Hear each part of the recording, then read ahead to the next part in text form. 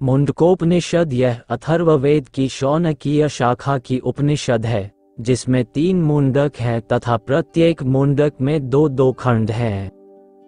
मुंडक शब्द का तात्पर्यार्थ मन का मुंडन कर अविद्या से मुक्त करने वाला ज्ञान है।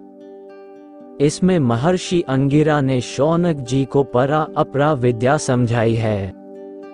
प्रथम मुंडक के प्रथम खंड में ब्रह्मविद्या की परंपरा के बाद ऋषि संवाद के रूप में परा अपरा विद्या का विवेचन है एवं परा विद्या से ब्रह्मबोध तथा परमेश्वर से जगत की उत्पत्ति का वर्णन है।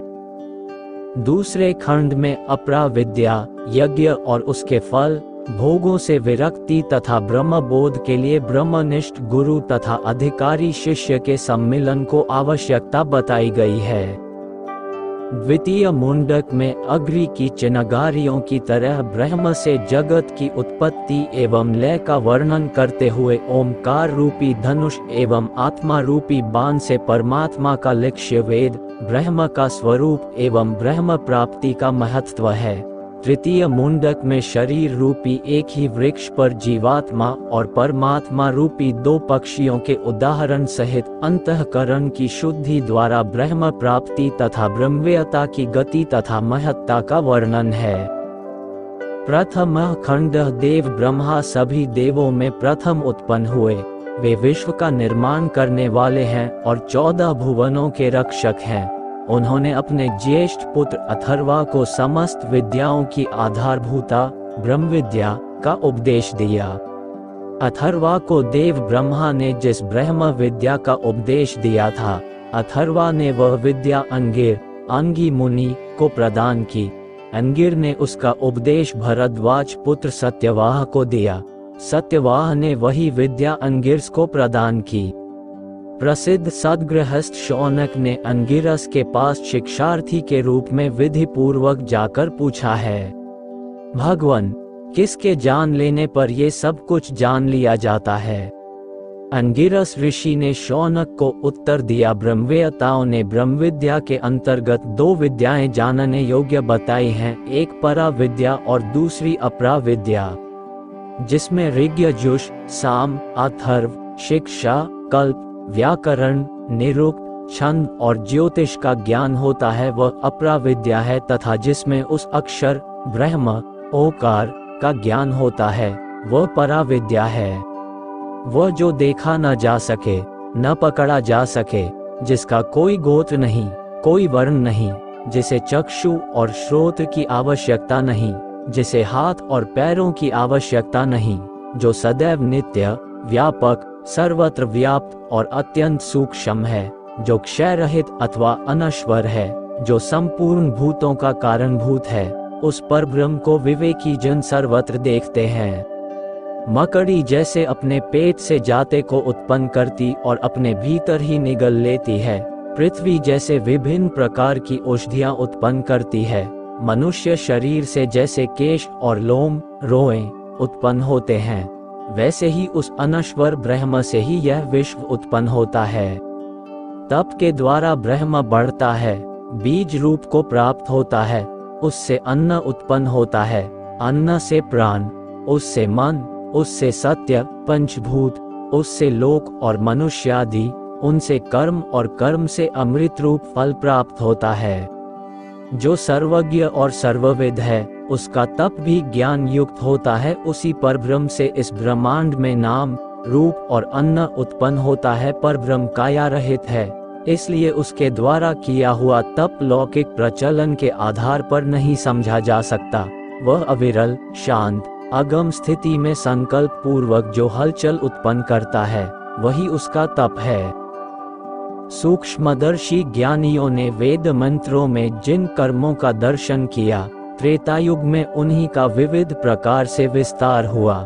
हे सत्य की कामना से युक्त पुरुषों, अपने कर्मों का श्रेष्ठ फल प्राप्त करने के लिए इस जगत में यही मार्ग है कि आप सब नित्य ही श्रेष्ठ आचरण करें। देवताओं तक हव्य पहुँचाने वाले अग्नि के प्रदीप्त होने पर समिधाओं के बीच से जब ज्वालाएं धधक उठें, उस समय आज्य भाग आहुतियों के बीच में श्रद्धा पूर्वक क्रमशः आहुतियां प्रदान करें।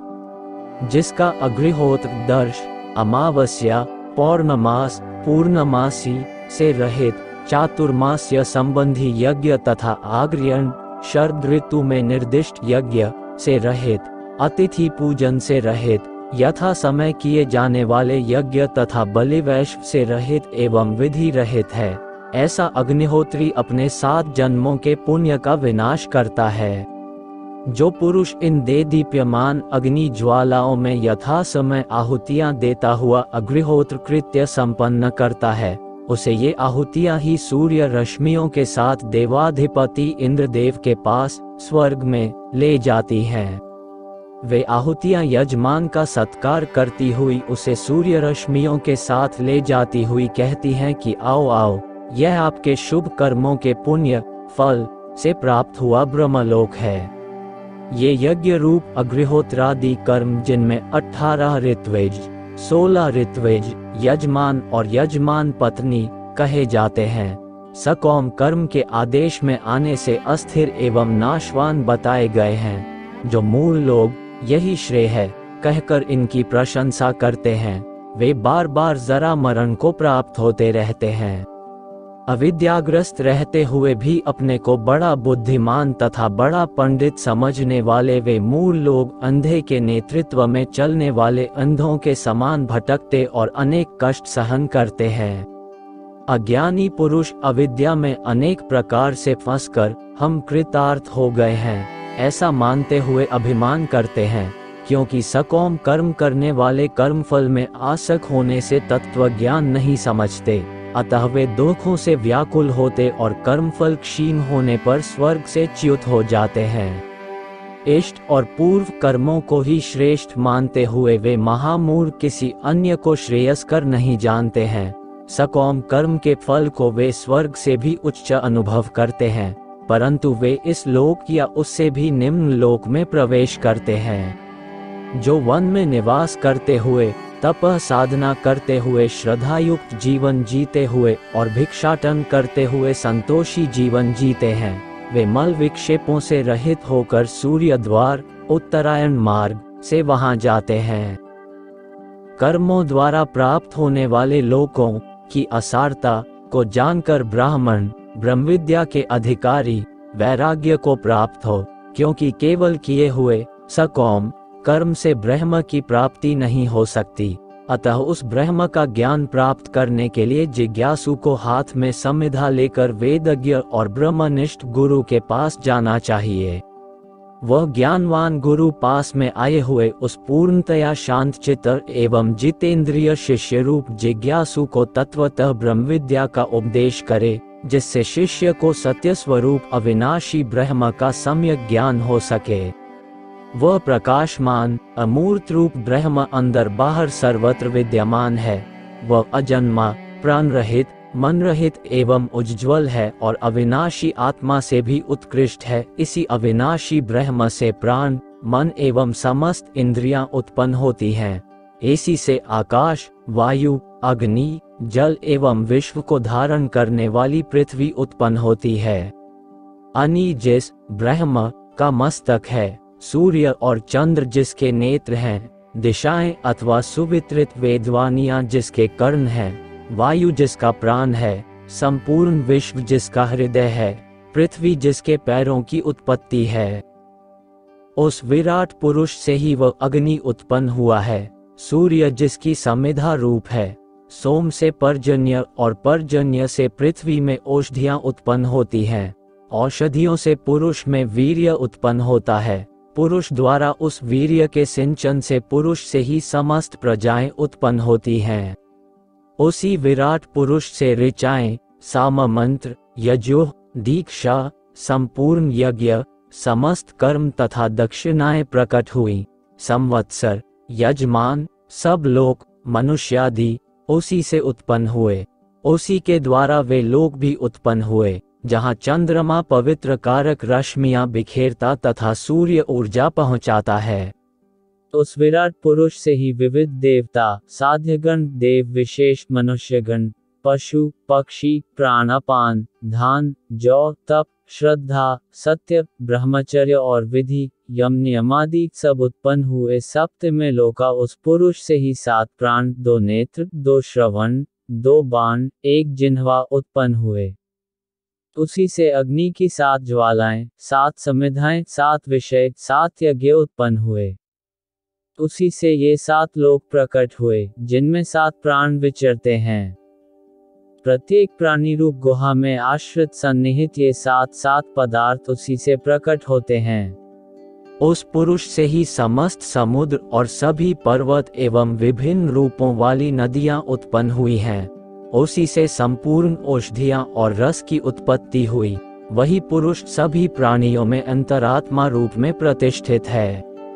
हे सौम्य, ये संपूर्ण जगत, कर्म और तप सभी परब्रह्म रूप है। वह परम तत्व अमृत रूप है। जो पुरुष उस ब्रह्म को सभी प्राणियों की हृदय गुहा में अधिष्ठित जानता है, वह इस जगत में अविद्या ग्रंथि को खोल देता है। ये ब्रह्म प्रकाशमान, सब में व्याप्त, हृदय गुहा में विचरणशील तथा महान पद वाला है। इस ब्रह्म में चलने वाले, आस लेने वाले, पलक झपकने वाले सब प्राणी समाविष्ट होते हैं, जो सत असत रूप वर्णीय, वरिष्ठ और जीवात्माओं की बुद्धि से परे हैं। उस ब्रह्म को जानो, जो दे दीप्यमान है, जो अणु से भी अति सूक्ष्म अणु है तथा जिसमें संपूर्ण लोक और उनके निवासी स्थित हैं। वही यह अविनाशी ब्रह्म है। वही प्राण है, वही वाणी और वही मन भी है। वही सत्य रूप और अमृत रूप है। हे सौम्य, मनन द्वारा उसका वेधन करना चाहिए, अतः उसका वेधन करें। उपनिषद रूप महाअस्त्र धनुष लेकर उस पर उपासना द्वारा तीक्ष्ण किया हुआ बाण चढ़ाएं और उसे खींचकर भावों से भरे चित्त से उस अविनाशी ब्रह्म का लक्ष्य वेधन करें। प्रणव ओकार धनुष है, अंतरात्मा बाण है, ब्रह्म उसका लक्ष्य वेद माना गया है। उसे आलस्य प्रमाद रहित मनुष्य ही वेद सकता है।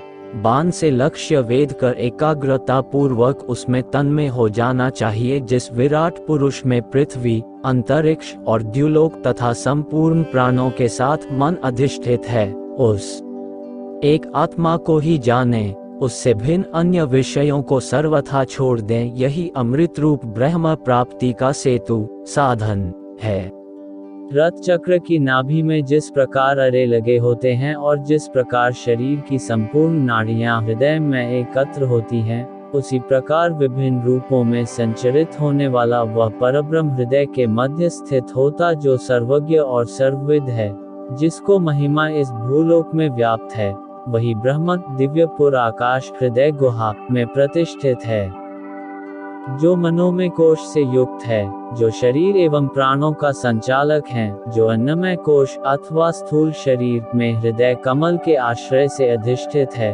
वह आनंद स्वरूप अमृत रूप परमेश्वर सर्वत्र देदीप्यमान है।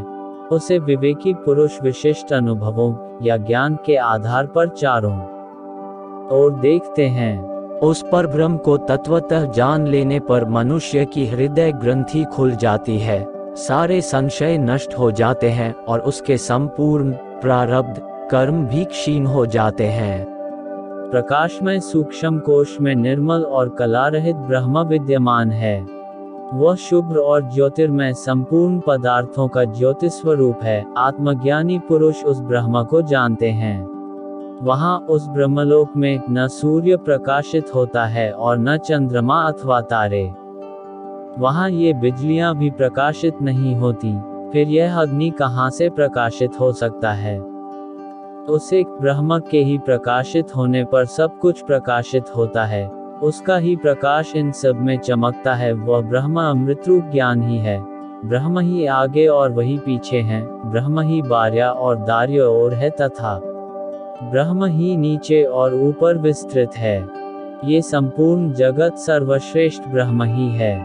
साथ साथ रहने तथा सख्य भाव वाले 2 पक्षी एक ही वृक्ष पर रहते हैं। उनमें से एक उस वृक्ष के पिप्पल कर्मफल का स्वाद लेता है और दूसरा अनशन निराहार पूर्वक केवल देखता रहता है। समान वृक्ष देह पर निवास करने वाला जीवात्मा मोह में डूबा हुआ असमर्थ होकर शोक संत रहता है। जब वह योगियों से सेवित परमात्मा की महिमा का बोध प्राप्त करता है, तब मुक्त हो जाता है। जब वह जीव दृष्टा रूप प्रकाशमान परम पुरुष, विश्व के उत्पत्तिकर्ता, ब्रह्मा के रचयिता को देखता है, तब वह विद्वान पाप पुण्य को त्याग कर निर्मल और श्रेष्ठ साम्य रूप को प्राप्त हो जाता है।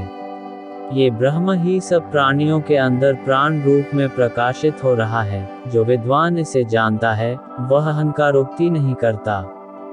वह आत्मा में क्रीड़ा करने वाला और आत्मा में रमण करने वाला पुरुष जगत में कर्म करते हुए ब्रह्मज्ञानियों में श्रेष्ठता को प्राप्त होता है। आत्मा रूप उस ब्रह्म की प्राप्ति सत्य भाषण, तपश्चर्या, सम्यक ज्ञान, ब्रह्मचर्य आदि निश्चित व्रतों से होती है। वह शुभ्र उज्ज्वल ज्योतिष्मान ब्रह्म शरीर के अंदर अधिष्ठित रहता है। उसे वही योगी देख पाते हैं जो स्वयं को दोषों से मुक्त कर लेते हैं। सत्य की ही विजय होती है, झूठ की नहीं। सत्य से ही देवयान मार्ग परिपूर्ण है। इसके द्वारा कामना रहित ऋषिगण उस पद को प्राप्त होते हैं जहाँ सत्य के श्रेष्ठ भंडार रूप परमात्मा का निवास है। वह ब्रह्म परमात्मा अत्यंत महान और दिव्य है। वह सहज चिंतन की सूक्ष्माति सूक्ष्म रूप में प्रकाशित होता है।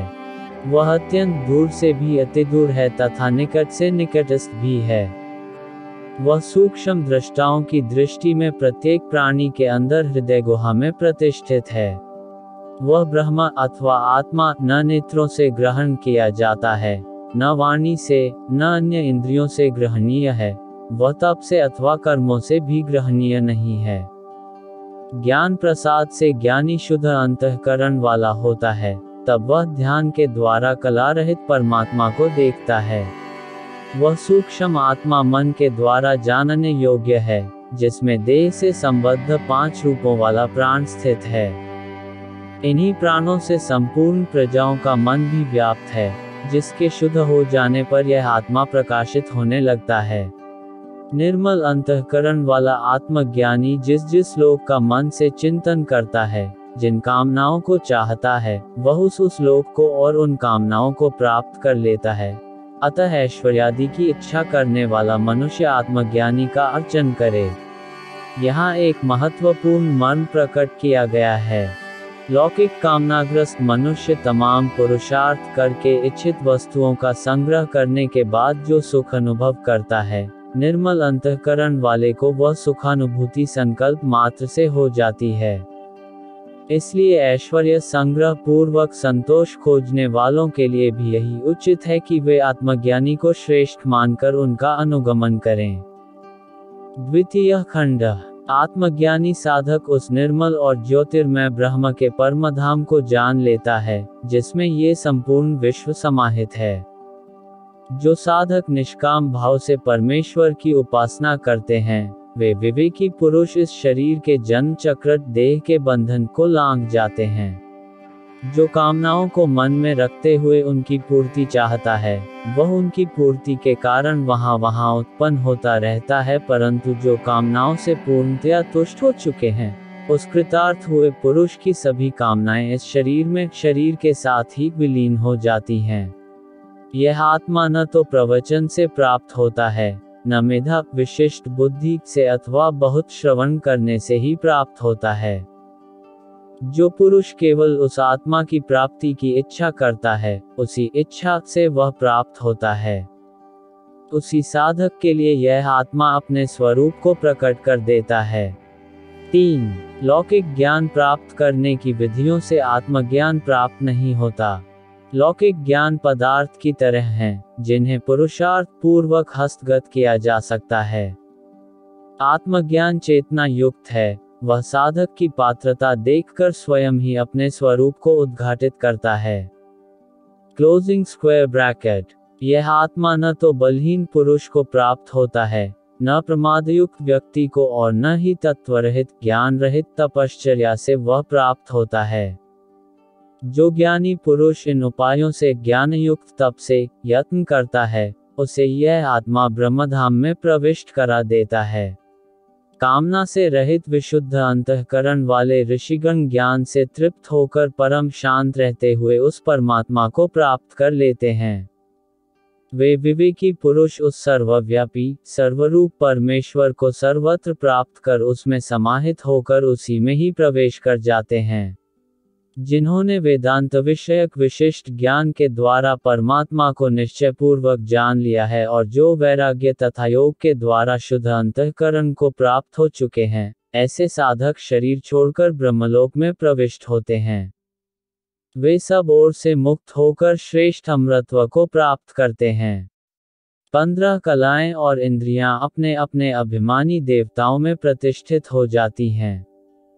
संपूर्ण कर्म और ज्ञान से परिपूर्ण जीवात्मा श्रेष्ठ अविनाशी परब्रह्म में एकीभूत हो जाता है।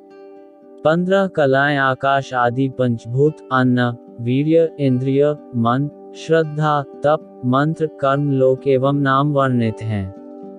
यदि स्वयं उस ब्रह्म में समर्पित होना हो, तो पहले अपनी कलाओं विभूतियों का अभिमान त्याग करे, उन्हें प्रभु को समर्पित कर दे, तभी स्वयं जीवात्मा को परमात्मा में समर्पित करना संभव होता है।